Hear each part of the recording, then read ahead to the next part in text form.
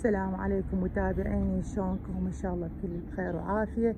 اليوم سفرتي غير. اليوم راح اراويكم الاجواء اللي انا شفتها.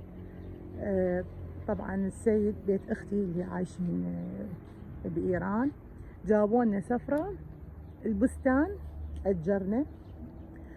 طبعا يطلع سعره التأجير مالتهم هنا ب50 مليون لمدة 24 ساعة. هاي هنا تطلع بالعراقي 125 ألف. طبعا اجينا شفنا ما شاء الله بستان من الجهتين.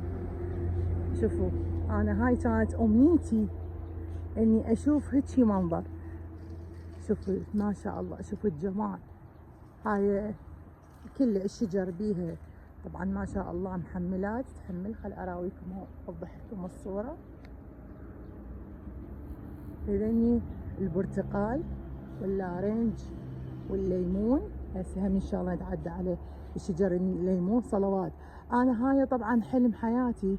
ربيت بمنطقة صحراوية ما بيها شجر، يعني هيك مال فاكهة تنمو بيها ماكو. فكان حلمي اني الله يرزقنا واخذ لي قطعة بمنطقة ريفية، وهيك اقعد الصبح والقى هذا المنظر. شوفوا مالت الفاكهة وانت تقطع بايدك، يعني شنو هالراحة النفسية اللي تحسها. يا ربي نكون احنا هم ولو بالعراق الحمد لله هم موجود بالمناطق الريفية. طبعا هسه اذا اكو بنات يقولون هذا الشيء عندنا عادي، بس بالنسبة الي لا والله ما كنت، يعني حلمي ما عندي احد مثل بمنطقة ريفية هيك ببستان، لان هاي راحة نفسية. هاي من تجي هيك منطقة وتقعد ما راح اتصور انك تشوف المرض، لان هاي الخضار والفاكهة. شوفوا هاي هنا العنب. شوفوا هاي كلها ورق عنب، يعني ما شاء الله جمال البستان. وشوفوا هاي هنا جوا. بس هاي هنا انا اخاف من هيك اشياء اقول يعني تطلع هاي حياية او عقارب، ولو اعتقد العقارب بالمنطقة الصحراوية. تعالوا شوفوا، يعني صلوات كل شجر محملة، كل الشجر. هاي هناك هم البرتقال، او احنا نسميها اهل البصرة نسميها الفاش. شوفوا يعني تخضل فاكهة ومعلقة بالشجر. الراحة النفسية فول. شوف ايش قد ما شبعانين من هيك مناظر وفواكه ما حد يدنا لها. هاي يأجرونها تأجير يومي، تجي عوائل تبقى ما لها غرض بيهن، مجرد مخليهن للزينة.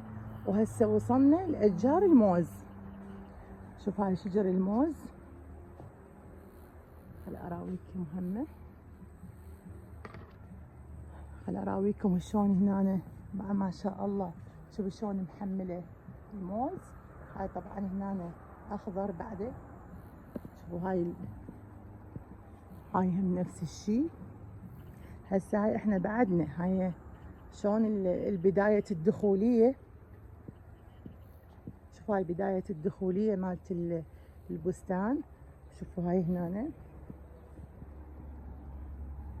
يعني اليوم سفرتنا تختلف عن كل السفرات اللي طلعنا لها، اللي مشينا، لان هي اي مكان بيها خضار تجنن. شوفوا هنا مخلين مصطبات يقعدون عليهن. شوفوا هاي النافورة.